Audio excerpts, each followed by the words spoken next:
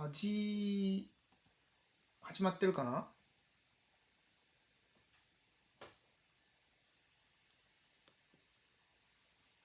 始まってますかね。音入ってるかな。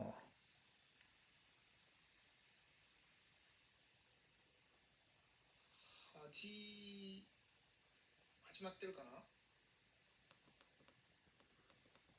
よし、音も入ってますね。よいしょ。はい、皆さんこんばんは。トクタビ TV の徳富です。今日は2024年10月29日。実は今日は僕の誕生日でして、旅のメイン動画の、タイトルのところに、後半部分、後ろの方に、えなんだ、50歳おっさん一人旅と大体入れているのですけれども、そう、それがね、今日以降に行った旅に関しましては、51歳おっさん一人旅、というように副題が変わります。51回目の誕生日ということでね、もうね、さすがにね、ここまで来るとほとんど実感はないのですけれども、あ、あ、マウントコメさん、徳富さん、お誕生日おめでとうございます。どうもありがとうございます。うん、はるばる、はるばるというか、うんどうもありがとうございます。いつもお世話になっております。また今年もよろしくお願いします。ということでね、51歳なんですよね。そう、自分でもね、全然実感なくて、そもそもね、50歳の時点で、全然実感がなかったですね。もう本当にね、だんだんとね、自分の年齢というのを感じることが、何歳なのかという年齢を感じることは、ほぼなくなってきていますね。ただね、どうしてもね、やっぱ年齢が上になっていく、重なっていくたびに、体力の衰えというのは、どんどんと感じるようになってきています。でね、その体力に関しては、一応ね、健康体なんですよ。健康体だと思います。毎年、自治体の荒川区で、え開始、行われています、がん検診。今年もね、10月のいつぐらいに行ったんだろう、半ばぐらいに行ったのかな。何がんなんだろう。肺がん検診と、胃がん検診と大腸がん検診か、3つのがん検診を受けてきまして、まだね、その結果は出てきてないのですけれども、去年までは、オールクリアできています。とりあえずね、その3つのがんに関しては、問題ないかなと。で、その他の健康診断というのは、実は僕、受けてなくて、うん。受けてないんですよ。なんかね、めんどくさくていつも毎年行ってなくて、多分ね、今年もね、来てるんじゃないかな。来て行かなくちゃというように思って、多分ね、ここら辺にちょっとね、机のね、このね、書類をね、山積みしているところの、コーナーに、健康診断のお知らせが埋まっているかと思います。でね、そのね、健康診断ね、受けなくちゃ受けなくちゃと思いつつも、そう、がん検診は行ってるのだけれども、そう、病院で受けるようなやつは行ってないです。やっぱりこれね、今年はね、ちゃんと行かなくちゃね、そろそろちゃんと行かなくちゃなとは思うのですけれども、自分自身、体の異変とかそういうものは、とりあえずは感じてはいないので、いいかなと思いつつも、全部受けなくちゃいけないですね。ということで、がん検診以外の健康診断も、これからは受けたいと思います。さすがに51ですからね。で、あとね、やっぱりね、体の衰えというか、このコロナ禍におきまして、コロナ始まった頃から2020年あれは2月くらい、2月3月くらいからっていうふうに言ったらいいんですかね。そこから、ほぼ外出しなくなったということも重なって、あとやっぱり年齢的なものもあったんでしょうね。やっぱ体重がね、どんどん増えていったんですよ。でね、非公式な記録、僕のね、ちょっと記憶の中では多分ね、77というような、数字が出たんじゃないかなというようなことを、ちらっと覚えてるんですね。あと僕は170センチです。身長170センチ。今のね、うん、えっと、この年齢の、男性の平均身長が多分ね、やや下ぐらいだと思います。そうで、そういう中で77キロで、やっぱりどんどんね、やっぱり体もね、なんかね、大きくなってね、肉厚になって、お腹もなんかすごくなっていて、なんかね、なんか胸板とかも筋肉じゃなくて、やっぱりね、ちょっとね、こう膨らんでる感じがしてたんですよね。で、さすがにそれじゃダメだと思いまして、去年の2023年の6月から、うんちょっとね、体重を減らさなくちゃと思い始めまして、で、その時点から、今では多分マイナス10キロですね。今日の、今日の時点の体重は60、61.9だったかな。それぐらいの体重で、最近はね、61キロ台でずっと推移していっていますね。で、そこからちょっとね、減らなくなっちゃったんですよ。で、それ以前ですね、去年の12月、1月までは、50キロ台でしたね。60キロを切っていました。で、さすがに60キロ切っているのは、あんまり健康的じゃないかなと思って、やっぱりちょっとね、増やすようにしたんですよ。で、そしたらね、今では、61キロ台ですね。これぐらいでいいのかなと思っています。あんまりね、体重を減らしすぎてもね、多分体には良くないだろうし、増やしすぎても良くないだろうし、今ぐらいのバランスがいいのかなと。あと、カメラに、最近こうやってね、僕ね、自分自身の姿、YouTube で動画で撮影しているので、その姿を見ている限り、これぐらいのバランスがいいのかなというような感じで見ています。マウントコメさん、私も今年1月に51歳、51になりました。年齢は気を抜くとあれ50、51ってなりますが、体の調子の悪さは今は、ツイッターで X の方で見ています。入院しているんだなというように見ていました。そう、だんだんとね、年齢わかんなくなっていくんですよね。そしてね、やっぱりね、自分でも気がつかないうちに体の不調というのも来てしまいますよね。そう、僕もね、きっとね、気を抜いたら、どっか悪いところがあるかもしれない。やっぱりこの他の SNS とかで、Facebook とかでもそうですけれども、同級生の同い年の人たちの健康の問題というのはやっぱり結構出てきているんですよね。がんが見つかったり、などということで手術というような話もたくさん聞くようになってきました。亡くなる方、少ないですけれども、身近でやっぱり出てきてますよね、同年代のところで。そういったところからもね、やっぱりね、自分の健康というところには、ちゃんと気をつけなくちゃいけないなと思いつつも、なかなか検診に行っていないと、健康診断に行っていないという現実があります。そこはね、やっぱり改めなくちゃいけないなというように思っています。体重管理ね。これはしっかりやって、あとは日々の運動ですね。ちょっと最近ね、サボり気味なのですけれども、やっぱり僕自身も、日々、毎日の運動、室内ですけれども、YouTube の動画を見ながら、スクワットの運動と、あと、えーっと、割と下半身系、腹筋、下半身系の運動をやるようにしています。2種類ですね。2つフルでやったら多分25分ぐらいかかるようなものです。大体最近はね、夕方に、5時過ぎに、5時半ぐらいか、5時半ぐらいにその運動をやって、そしてその後シャワー浴びちゃうというような、一日のペースにしています。やっぱりね、これね、やっぱ体重管理とその運動ですね。これはやるようにしています。あとは、できるだけやっぱり歩くということですね。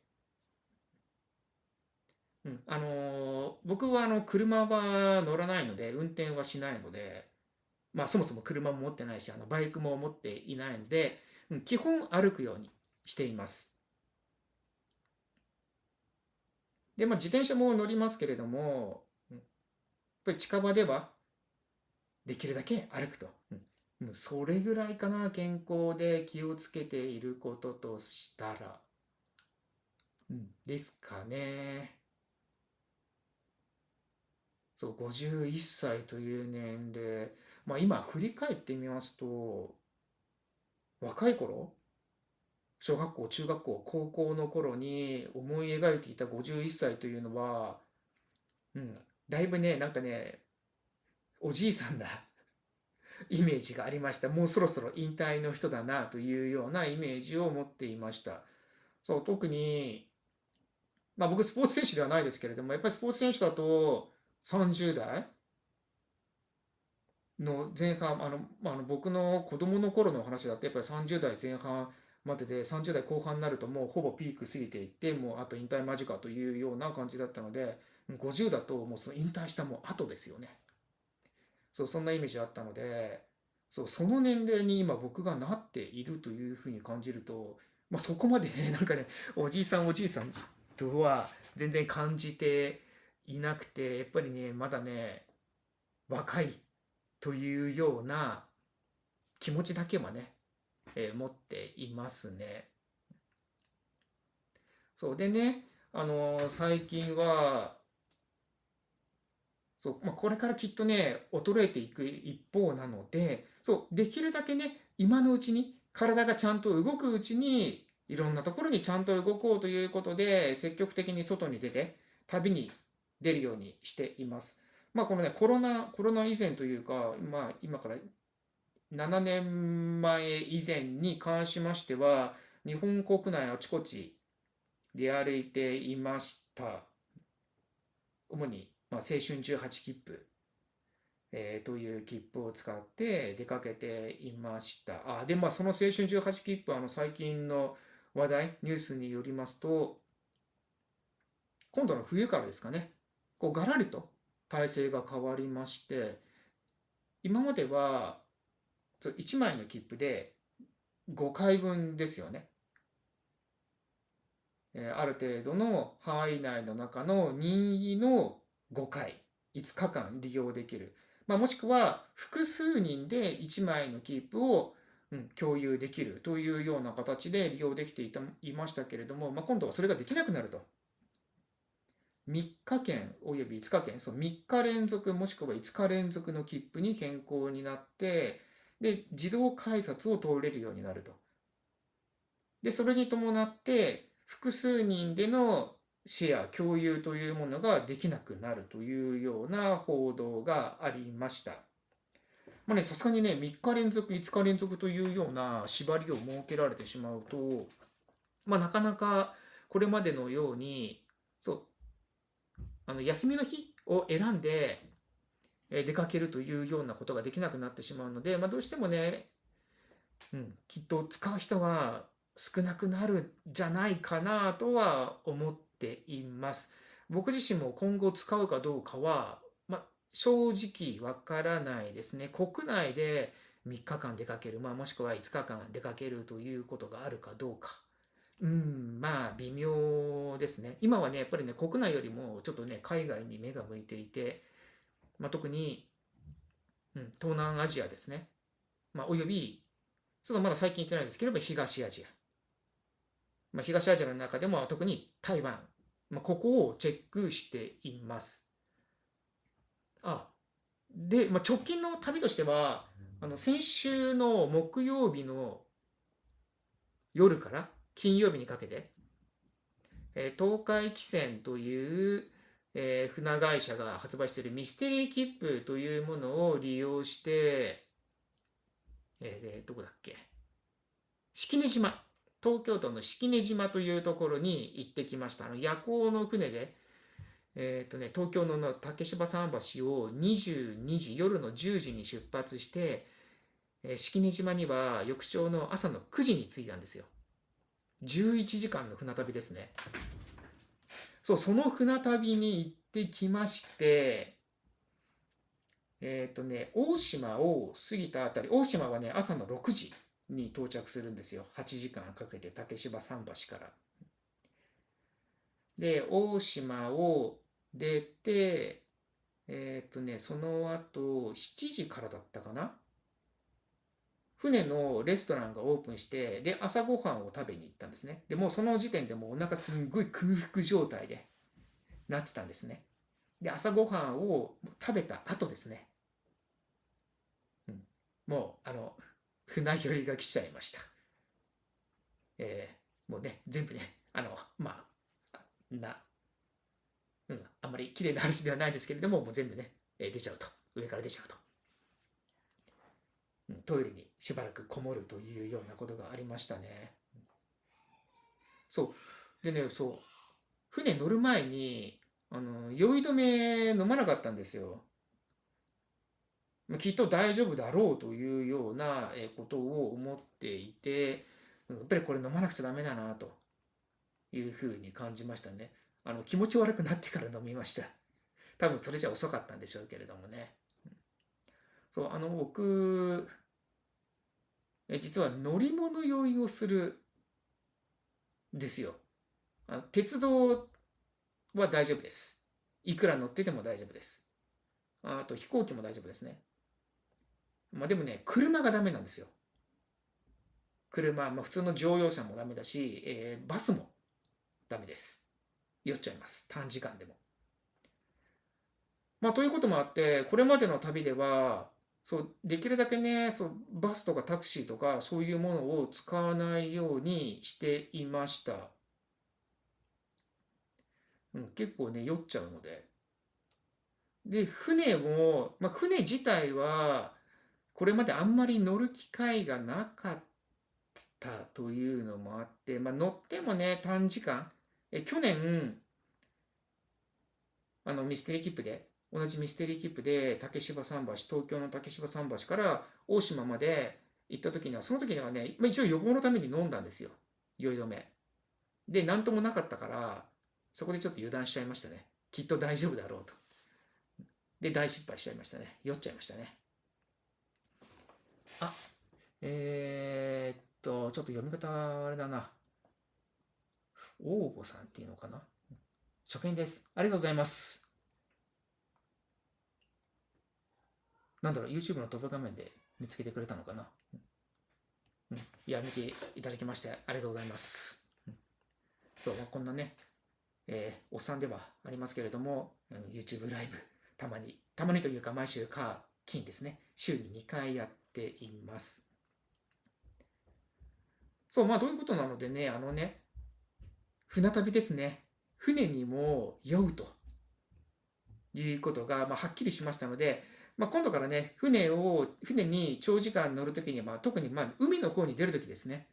多分川とかそういうところでは問題ないと思うんですけれども、海に出る船に関しては、きっちり船酔い、酔い止め薬を飲もうというふうに、今更ながら、50歳を過ぎた段階で、思いました。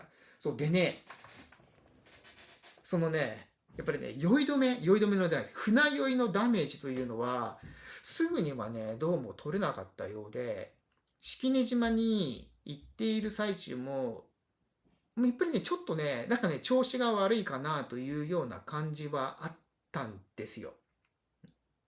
いつもとなんか自分の感覚が違うなと。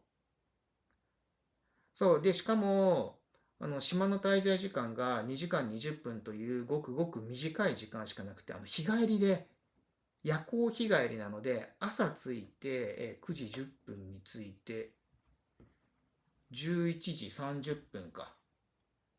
ちょっともう、正確な時間としては11時25分ですね。朝は9時5分に式根島に着いて、11時25分の船に乗らなくちゃいけないと。島の滞在時間が2時間25分。で、その間に温泉3つ入るというチャレンジをして、入ることができて、で、急いで港の方に帰っていったんですね。で、最後の最後ですね。さあ、もうすぐ船着き場に行くぞという手前になりまして、いつもは動画撮影用のカメラ、ちょっと今ね、諸事情があって、手元にないのですけれども、ちょっとこれをね、こんな形なんですよ。これヒゲトリマーです。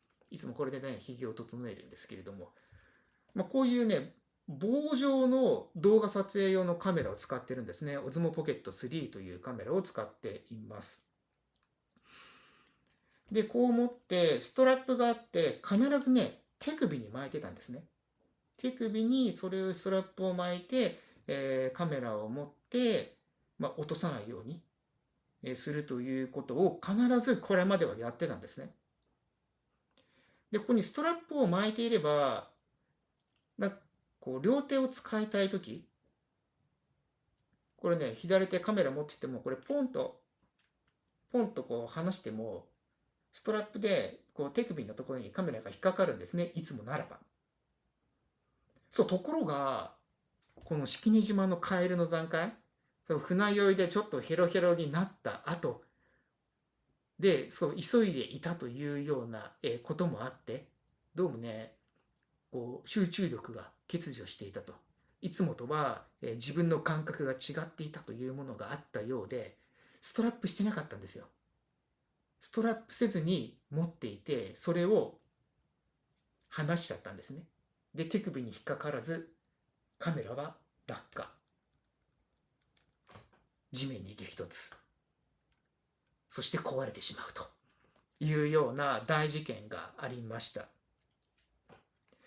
で、そのカメラは、日曜日の夜に、Osmo Pocket 3は DJI という会社のものなのですけれども、そのサポートセンターに、送りまして、修理依頼を出して、今日それが到着して、で、その修理の見積もりが来ました。修理代金が来たんですね。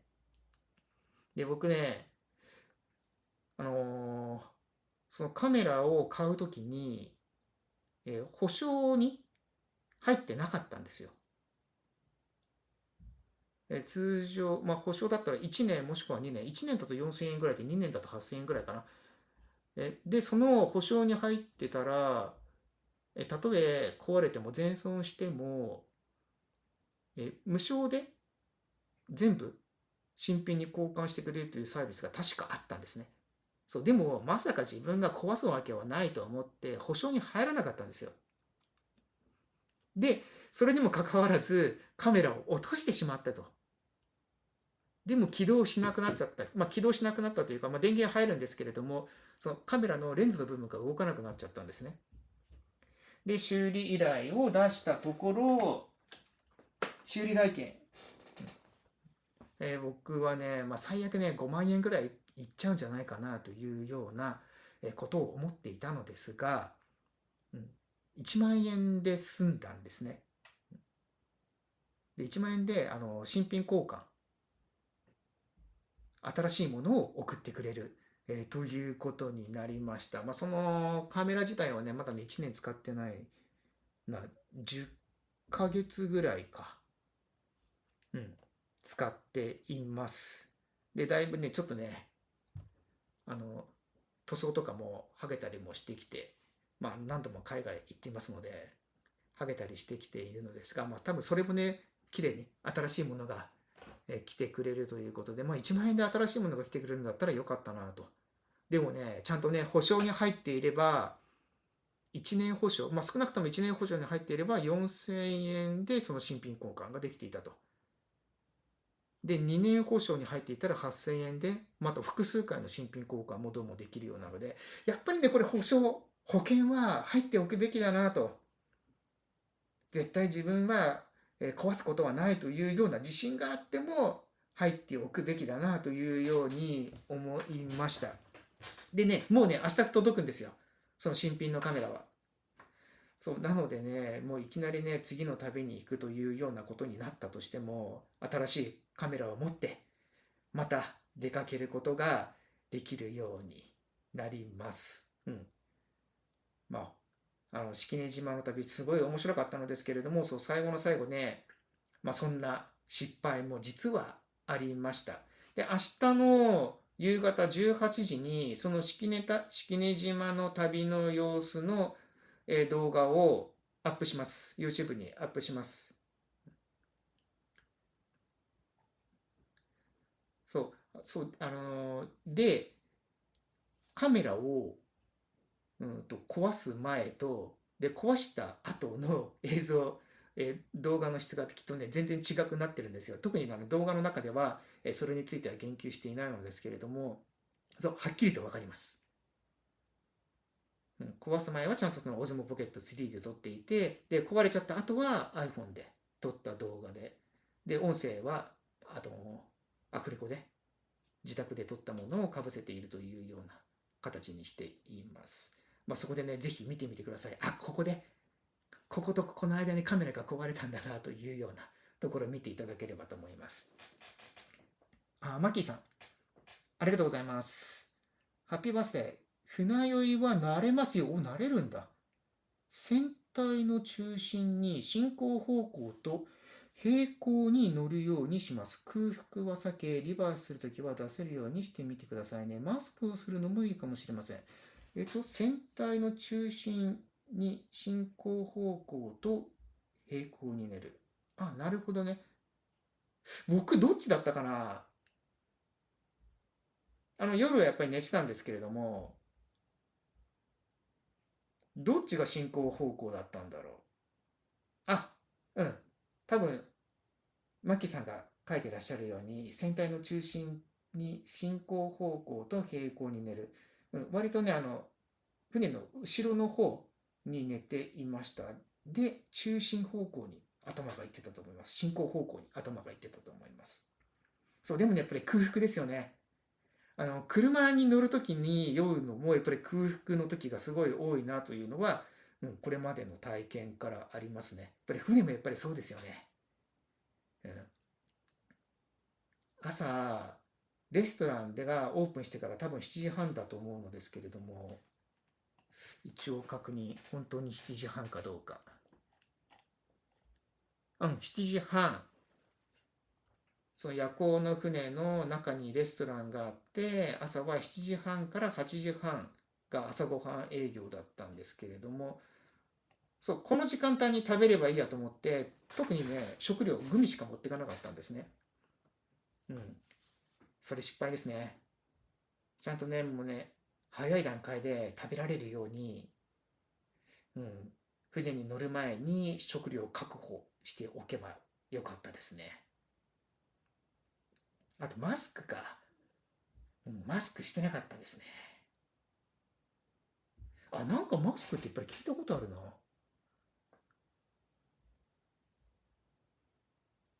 うん。やっぱり寝るときね、基本夜はね、ゴロンって横になって寝ているんですけれども、その時マスク、次回の旅の時にはやってみます。以前は、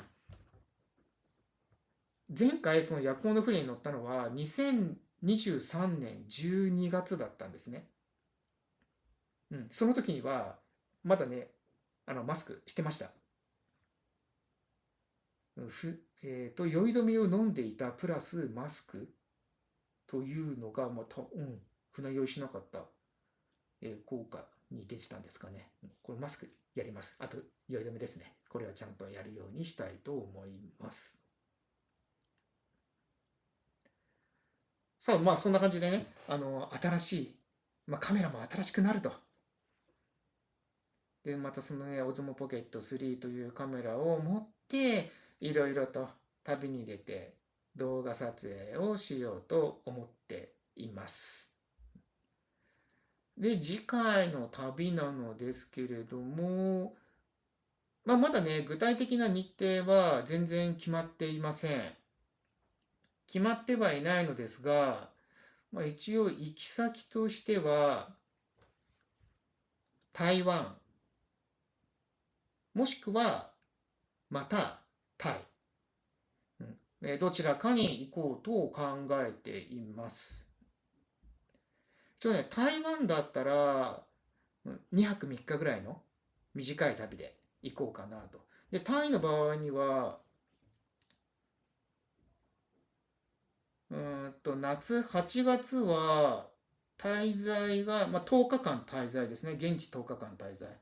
で、10月に行った時には現地、8日間滞在。最後の8日目は、もうお昼の飛行機に乗っちゃったので、ごくごく滞在時間は短かったのですけれども、10日間滞在、8日間滞在ときていますが、ちょっと自分のスケジュールを見てみると、さすがにそこまで長く滞在することは、今年中に行くとしたらできないっぽいので、今度行くとしたら現地5日間滞在、ちょっと短めの旅になるかなというように思っています。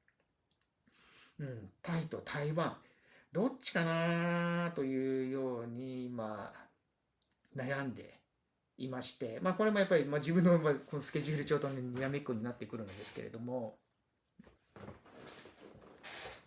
っぱりどっちもいいんですよね。どっちも魅力的なんですよね。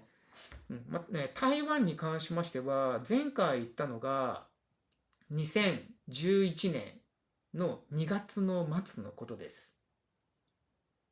今から13年前、ほぼ14年前ですよね。13年半、13年8ヶ月前か、になりますので、台湾はもうすんごい久しぶりになります。で、その時には、友達と一緒に行ったんですね。僕含めて3人で行きました。で、現地の、その友達の友達、あと僕の友達、などと合流したり、して、いろんなところを回ったりしたので、あんまりね、こう自分で、行き先を選んで行くというようなことはなくて、ほぼね、人について、回っていたような感じだったので、ほぼ、この現地の台湾の台北の地理などが、頭に体に身についていないと、染み込んでいない状態です。そうなので次に行くとしたら、ほぼ初見のような感じですね。初めて行くような感じになるかと思います。で、最近では、台湾に関する YouTube の動画を見たり、あと、あの、僕、Amazon の Kindle Unlimited に入っているので、Kindle のそのアンリミテッド対象の本は無料で読めますので、その台湾に関するね、ガイドブックなども、ちょこちょこと見るようにしています。そこでね、行きたいところを Google マップに、ちょんちょんちょんと行きたいところリストにまとめています。そう、でもね、自分の中のね、その地理的なイメージというのが全然できていないので、なんかね、まだね、台湾に関してはものすごくふんわりとしたものしか持っていないですね。それで、タイに行く時もそうなんですけれども、で、行きたいリストというのは Google マップ上にこうチェックどんどん入れていっていますが、あんまりね、それに従ってそこに行くというようなスケジュール、基本的に立ててないんですよ。で、一日のうちにこうメインで一箇所行きたいなというお店というのは決めていますけれども、それ以外のお店に関しては大体適当に入っています。適当に歩いて目についたところ、気になったところ。台湾、タイの路上のローカル食堂の場合だとこう路面で調理しているところが多いので、自分の目で見てどんなものを作っているのかとか、どんな食材が使われているのかというのがすぐにわかるんですよね。確認できるんですよね、メニューを見なくても。そうなので、適当に入ったとしても大外れはないです。まあ、あんまり外れることがないですね。美味しくない、まずいと。これもこんなの食べられないというようなことはないです。そしてね、大体美味しいと。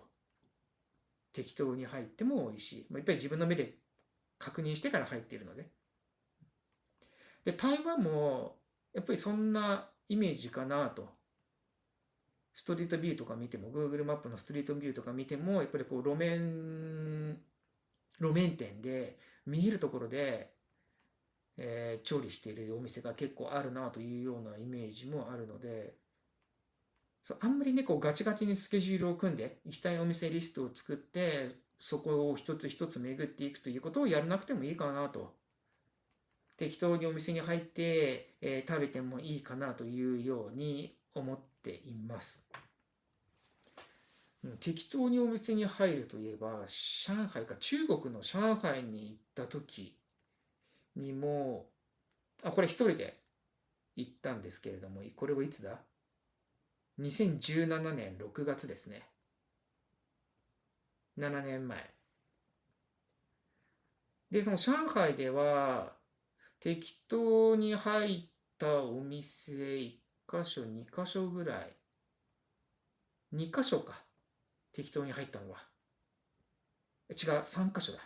3箇所適当に入って、2箇所は外れでしたね。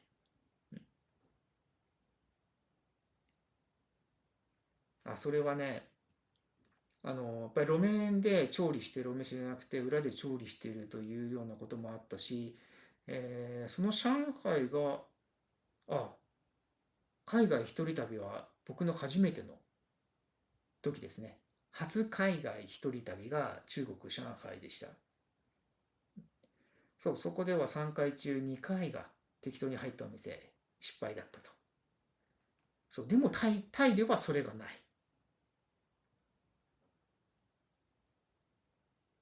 台湾も、うん、まあ多分ないんじゃないかなと、外れることないんじゃないかなというようには思っています。まあできるだけ人がたくさんいる。ある程度お客さんが入ってる。あんまりね、行列ができてるお店だと、並ぶのに時間がかかって、その時間がもったいないというようなこともあるので、そう、適度にね、お客さんが入っているようなお店を選ぼうかなというようにも思っています。タイでもそうなんですけれども、僕超有名店のようなところ、行列ができるお店は、ほぼ行ってないんですね。8月の旅の時には並んで入ったお店はなかったです。10月の旅の時には1回だけ並びました。うん。1時間以上待ちのお店に入りましたね。それはね、まだね、メイン動画にはアップされてないですね。まだそこの日にはなってないか。まあ、もう動画も作ってあるんですけれども、まだ公開はされていませんけれども、確かお店に行ってから食べ始めるまで1時間20分ぐらいかかったんじゃないかなというふうに思いますね。それだけ人気のお店です。安くて美味しいプーパッポンカリーが食べられると。ソンブーンという超有名店、お高いお店がありますけれども、そこに行かなくても、もっと安い金額で、確か70バーツだから、日本円で300円ぐらいで、美味しいプーパーポンカレーが食べられるというお店があったので、それもね、また後日、動画にアップしますので、ぜひ見ていただきたいと思います。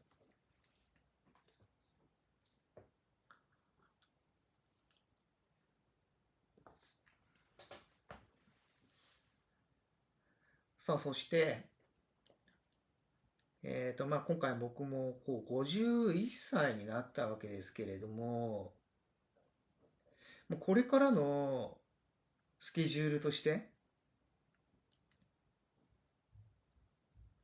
どんなことをやりたいかというように、考えてみますと、やっぱりね、旅に出たいなというようなことはもうずっと思っています。こう思い返してみますと、僕がね、小学校の5年生か6年生の頃、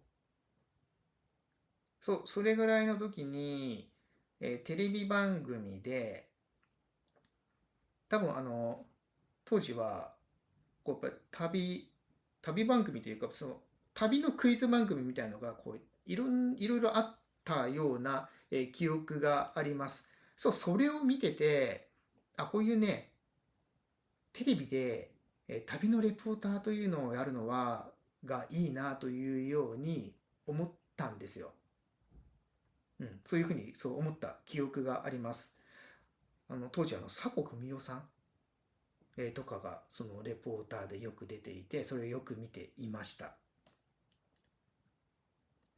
ただ、僕は食に関して、食べ物に関してとても好き嫌いが実は多くてですね、食べられないものがたくさんあるんですよ。例えば、納豆ダメだし、キムチもダメだし、その他だと、日本食、和食、煮物とか漬物、ダメですね。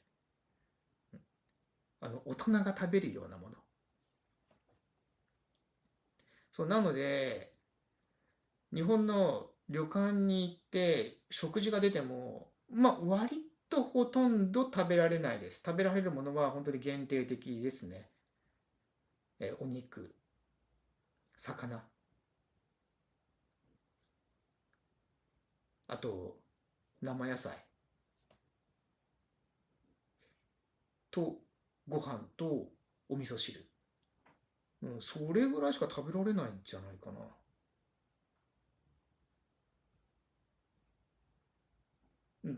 というように、食に関しては、すごく偏りがありまして、そうでね、一般的な、そういう、こう、より多くの人がこう好むような食べ物を多分お伝えするというのはできないだろうなと。僕が好きなものしか多分伝えることができないだろうなというように、思って、できないですね。で、そんな中で、タイの料理というのは、なぜか合うんですよね。すごく辛いものが得意というわけではないです。あんまり辛いと食べられないです。割と辛いのは好きだけれども、そんなに辛いものは食べられない。でね、今回、何度かタイに行っている時に、分かったのは、あまりにも辛いものを食べると翌日お腹に来る、というのを学びました。なのでね、ちょっとね、辛いものはできるだけ、あまりにも辛いものは控えようというように思っています。それ以外のものだったら全然大丈夫ですね。タイ料理辛いというイメージ、昔やっぱり自分も持っていましたけれども、そうじゃないものも実はいっぱいあるんですよね。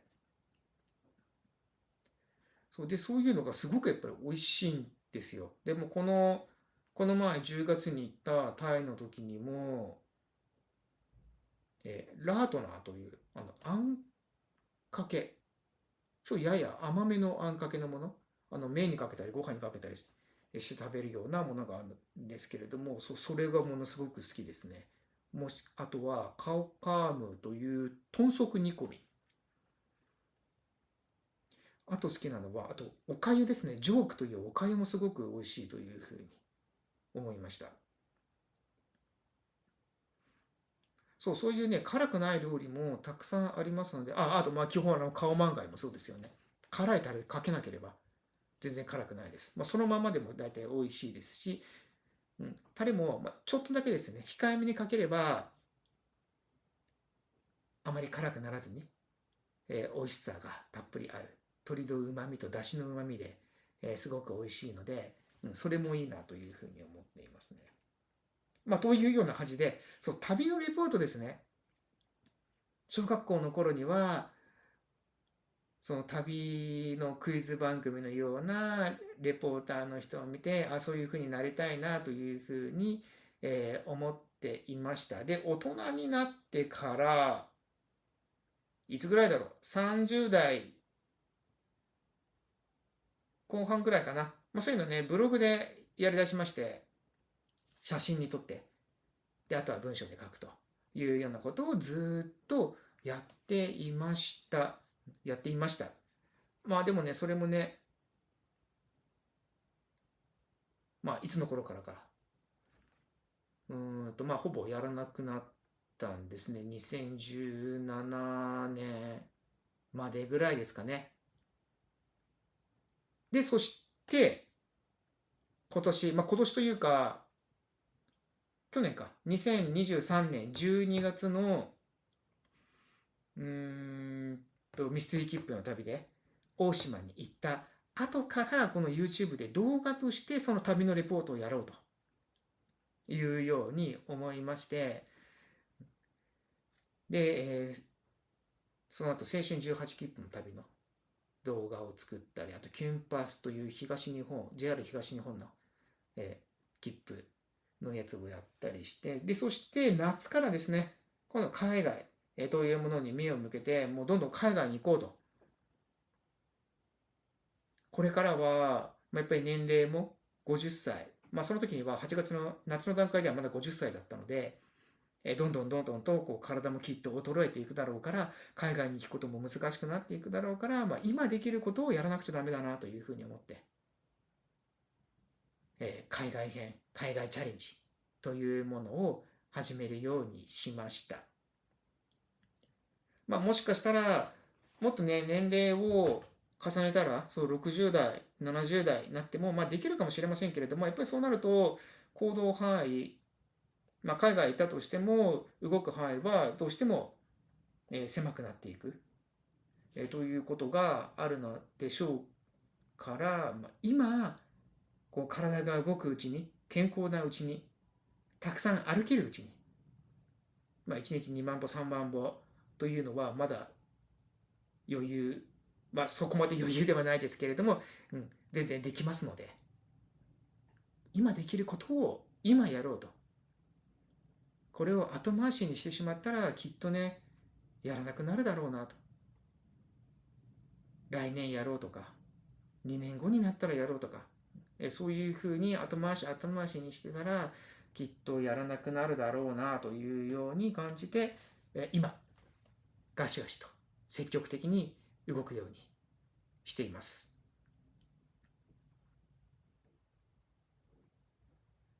で、そして次も台湾とタイですね。これはできるだけ今年中にやります。行きます。2カ国。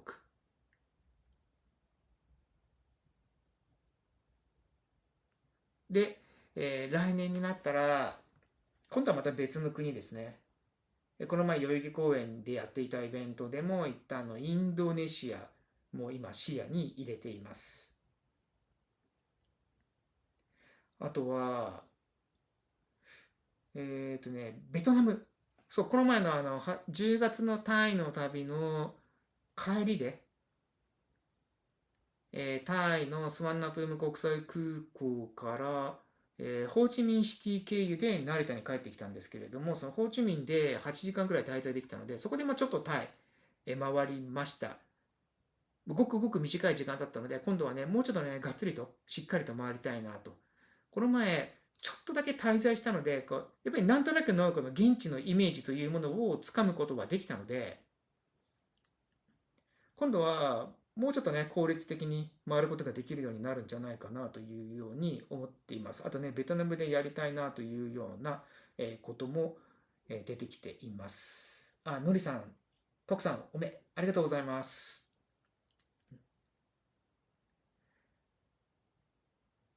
そう、ベトナムでまずやりたいことはね、ベトナムの、なんか、カフェなのか、食堂なのかわからないのですけれども、一般的、この路面店ではあるんですけれども、椅子とテーブルがあるというんじゃないんですよね。椅子があって、しかも結構座るとこが低いプラスチック製の椅子。で、その椅子に座って、で、同じその椅子、それをテーブル代わりにして、こうコーヒー飲んだり食事をしたりというような風景たくさん見たんですね。普通の椅子とテーブルのお店もありましたけれども、ローカル食堂でありましたけれども、そうじゃなくて、もっとこう簡易的な椅子とテーブルのお店もあって、そこにも行きたいなというように思っています。マウントコメさん、旅は体が動けないと楽しくないだろうなと思いますよね。私もちょうどいろいろとお金が必要な年代ですけれども、可能な限り旅をしたいですね。うん。そうそう、確かにね、子供のこととかありますね。僕も確かにそうなんですけれども、うん、まずはね、やっぱり体が動けなくなってしまったら、多分何もできなくなっちゃうだろうなと。あ、バイクいいですよね。自分でバイク運転して、自分の住む県をいろいろ回ると、ソフトクリーム食べて回ると、それは羨ましいなと思って見てます。僕ね、バイクは運転できないので、歩くか、鉄道か、移動手段は。車だと酔うからできるだけ避けたい。で、バイクね、羨ましいなと思うけど、やっぱりちょっとね、やっぱり怖いというのはありますね。タイでバイクタクシー、二人乗りで後ろに乗るタクシー、バイクに乗って移動するというのを、2回やったのですけれども、むちゃくちゃ怖かったですね。周り見ると、小学生ぐらいの子供も平気でその後ろに乗って移動したりしてるけれども、僕はもう怖くてダメですね。ノーヘルであのスピードで、そしてあの交通量の中、車の間を縫って、すり抜けて移動するバイクはちょっとじゃなくてかなり怖いです。うん、なので僕はおすすめはしないですね。できるだけね、車で移動した方がいいなとは思います。ただ僕の場合には鉄道と徒歩でできる限り移動しています。これまでの旅の中では。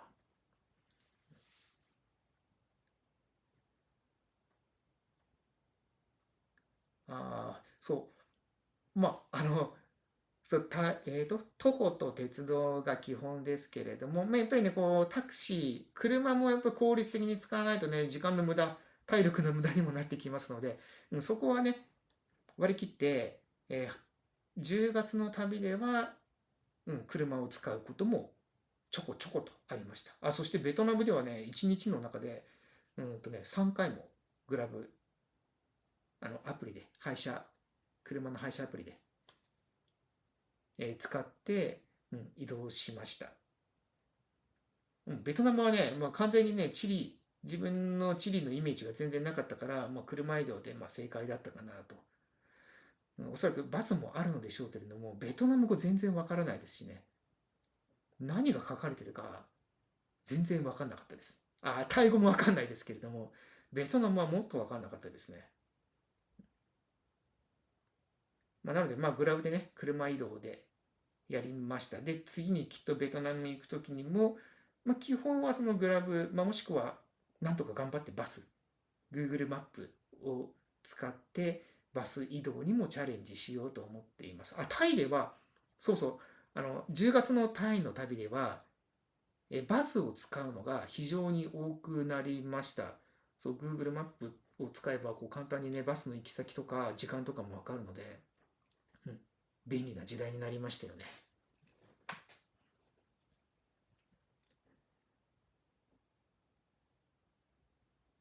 で、そうか。インドネシア、ベトナム、あとね、ちょっと気になるのが、あ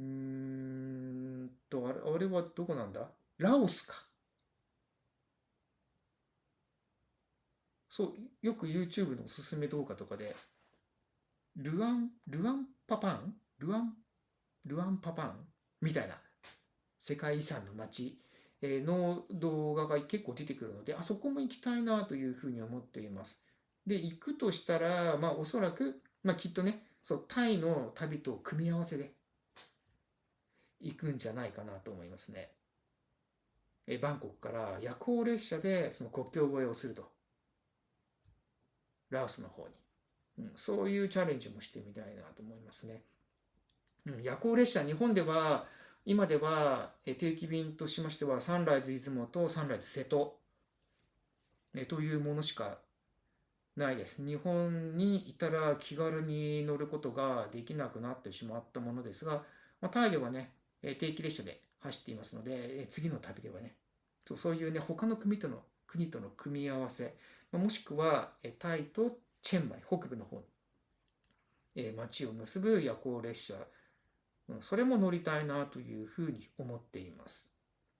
鉄道好きとしてはね、夜行列車、長距離列車というのは乗らなくちゃなというふうに思っていますね。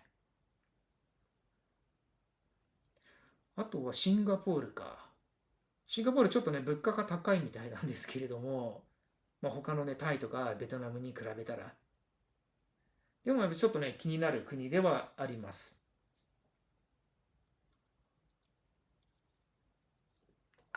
その他だと、中国、香港、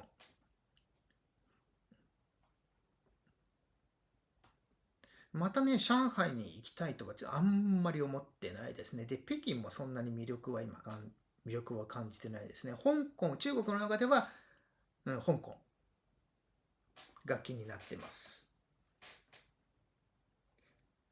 韓国に関しては、韓国はあんまり、今の僕の選択肢には入っていないですね。ちょっとね、食が心配なんですよね。食が合わないかもしれない。台湾は合うというのは分かっています。ルーローハンが美味しいとか麺類が美味しいというのはもう分かっているので。香港も多分大丈夫だろうと。ベトナムは大丈夫っていうのは、これは分かってますね。インドネシアか。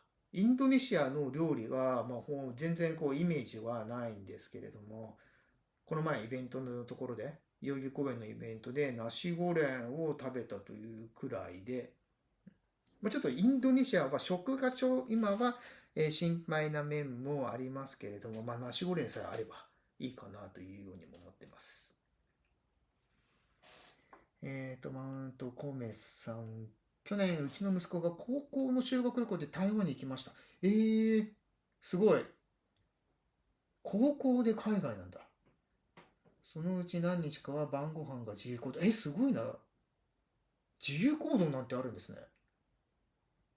自分たちで食べるお店を探したらしいです。食べるのも美味しかったし、言葉は英語が通じたから不自由がなかったって話してました。私は海外未経験ですが。でも言葉は英語が通じたから不自由がなかった。そう、英語が、うん、まずこのさ、英語が喋れる。英語をこう積極的に喋っていこうという姿勢がすごいですよね。多分台湾だったら、日本語が通じる人も、中にはいますけれども、やっぱり基本英語ですよね。英語だったら、大体の観光地だったら、観光地、そして都市部だったら、英語でも大丈夫。そして年配の方だったら日本語で大丈夫。というイメージを持っています。で、海外未経験なんですね。これもなかなか珍しいんじゃないですかね。多分住んでいる場所にもよりますよね。気軽に海外に、海外に行く飛行機、空港が近くになければ、なかなか海外に行こうというふうにも、思うことができないかもしれないですしね。こう住んでいる場所というのも、その海外に行くかどうかという、境目があるかもしれないです。英語、僕は英語は、読むのはあんまり苦じゃないんですよ。大学生の時に、前もね、どっかのライブで話したかもしれませんけれども、英語に関しては、えっとね、学生の時に、英検の2級の筆記試験は合格したんですよ。そう、でもその後の面接で、もう面接官が何言ってるか全然わかんなくて、パードンとかね、なんか聞き返してばっかり言ったら、なんかスタディハードというふうに言われて、落ちてしまって、英検2級は結局合格していないというようなものがあります。そう、読むのはまあ大体いいと。日本の英語教育の賜物のような感じですかね。まあ大体は読める。けれども喋れないし、聞くこともできない。で、タイに行ってる時にも、やっぱり基本英語で話しかけたりします。適当英語です。それでもね、大体なんとかなってますね。そう、あんまり恐れることはないかな。英語を喋ることに。適当でもなんとか通じる。表情とかね、あとジェスチャーとか、そういうものを加えれば、そう、細かいニュアンスは伝わらないかもしれませんけれども、大体のところは伝わるので、一人でもなんとかなると。勇気を出してしまえば。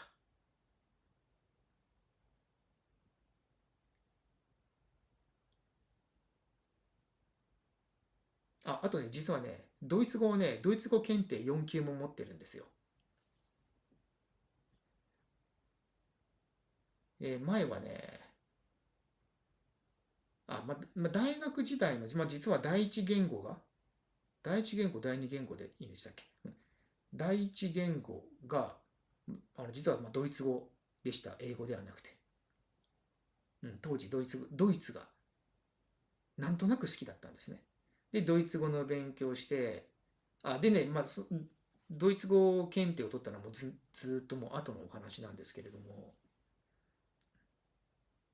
そう、ドイツ語検定4級は持っているので、もちろん全然喋れないし、長い文章を読むことはできないですけれども、なんとなくのところ単語とかはわかります。あと辞書があれば大体読めるかなというようなレベルですね。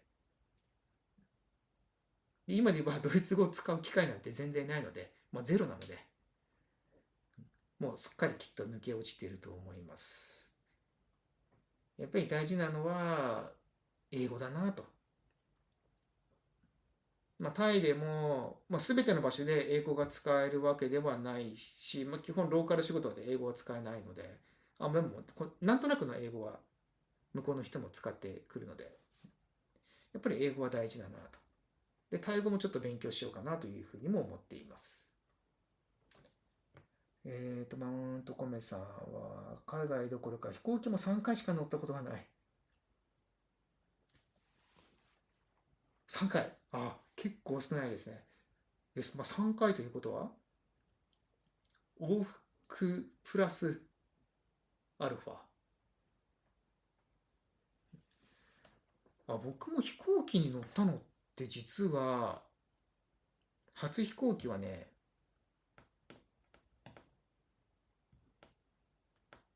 30ぐらいかな、29かな。それぐらいですね。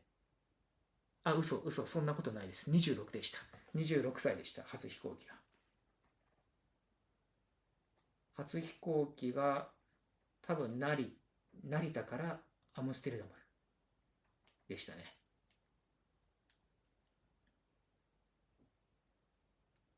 で、日本国内の飛行機が多分30歳ぐらい。30歳もしくは29歳。それぐらいの時期に北海道に、札幌に行った、というものです。前はね、やっぱり飛行機怖かったですね。で、今ではね、全然ね、怖くなくなりました。車のように酔うことはないですし、そして、一度事故が起こってしまったら、やっぱり大きなものになりますけれど、やっぱりその確率が非常に低いということを自分に言い聞かせて、まず自分がその低い確率のところに当たることは、まずないはずだと。車に乗るよりも安全だ。ということで、今ではもう飛行機もね、全く問題なく、恐怖感を持つことなく乗ることができるようになっています。むしろ楽しみですね。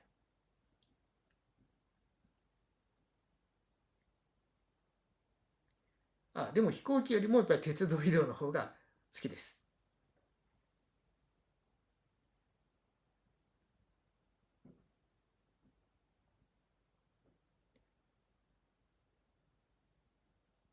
そう、そんなとこかね。やっぱり旅をするのも、やっぱり今のこの健康体のうちに、ということがありますので、そして僕は、これまできちんと病院に行って健康診断、人間ドックのようなところに行ったことが実はないので、それもやっぱりちゃんと行かなくちゃなと思っています。なんとなくの感じですけれども、きっと僕は健康体ではないかなと。お酒飲まないし、タバコ吸わないし、割と早寝早起きではないか、大体23時に寝て6時に起きると。そう、きっちり睡眠をとる生活をしています。そして暴飲暴食もほぼしないし、してないと思います。ただ食の偏りがもしかしたらあるかもしれないと。できるだけ野菜を取ろうという、なんかすごい安易な言い方ですけれども、野菜を取ろうとはしています。ちゃんと毎日レタスを食べると。で、その他野菜炒めも作ると。野菜炒め作るのは毎日ではないですけれども、できる限り野菜を食べるようにはしています。煮物とかそういうものは食べられないんですけれどもね。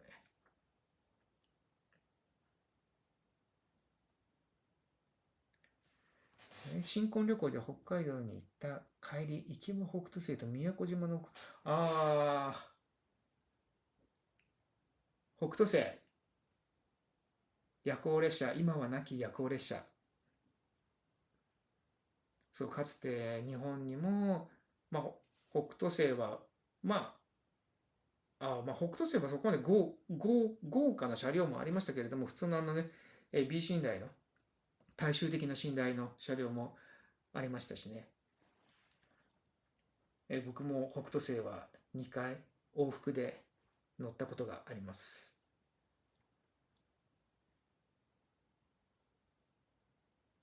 そう、北斗星が走っている頃は、北斗星とかカシオペアで往路、そして袋は飛行機とか、そういうようなプランもできますよね。今でもサンライズで、出雲もしくは、瀬戸で、行きは寝台列車、帰りは飛行機、もしくはその逆というようなプランもできますよね。それだと出雲よりも瀬戸の方が帰りの飛行機はいろいろ選択肢があるのかな。なんかありそうなイメージが。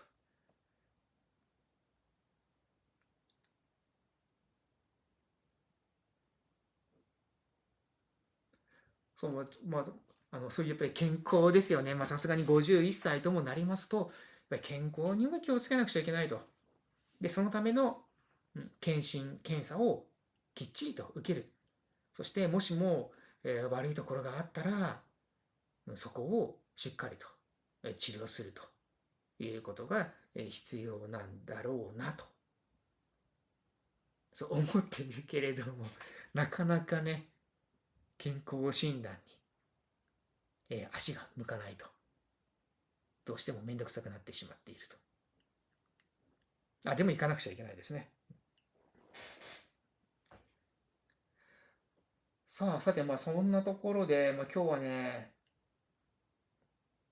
51歳の誕生日です。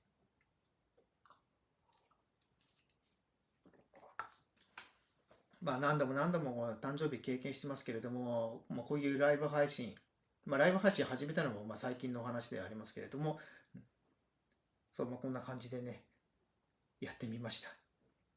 初めてのチャレンジでした。またね、来年もね、52歳の誕生日もね、こうやってライブでできたらなというようにも思っています。さあ、では、明日はついにその壊れたカメラも帰ってきます。で、帰ってきてちゃんと手元に来て、動作確認して、いろいろ自分なりの設定をして、そして次の旅に向けていろいろと計画を練ろうと思います。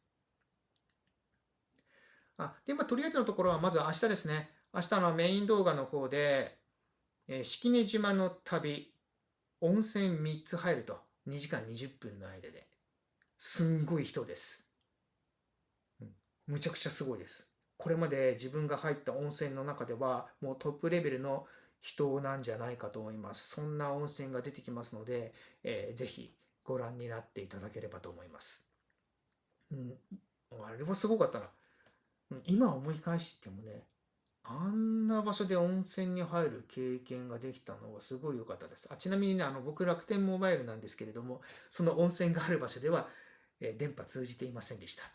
もしここで何かあったら、誰かに連絡する手段がないなということを、ちらっと頭よぎりましたけれども、そんな場所なんですよ。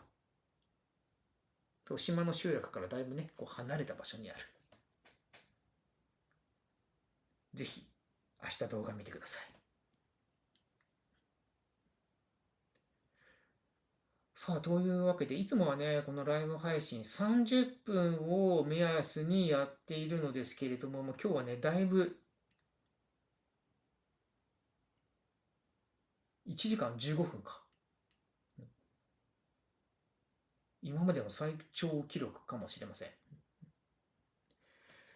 というような感じで、このライブ配信は毎週火曜日と金曜日の2回、21時半からやっています。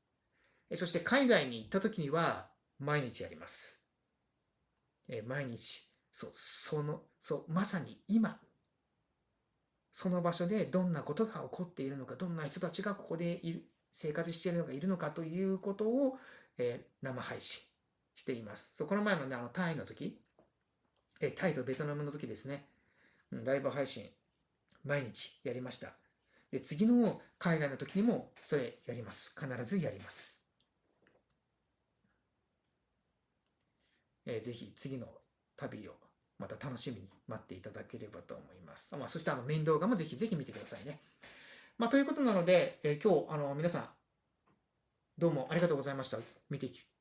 見に来てくれた方々、ありがとうございました。チャットで書き込んでくれた方も皆さんどうもありがとうございます。僕自身もとても楽しい時間を過ごすことができました。今日から51歳、新しい年齢のスタートです。一つ年は取りましたけれども、この健康なうちに、体が動くうちに、いろいろな場所に旅をして、そして動画でその様子を皆さんにお伝えしようと思っていますので、これからも皆さんどうぞ、よろしくお願いします。では、今日はここまでにしましょう。皆さん、本当に今日はどうもありがとうございました。では、おやすみなさい。それではまた。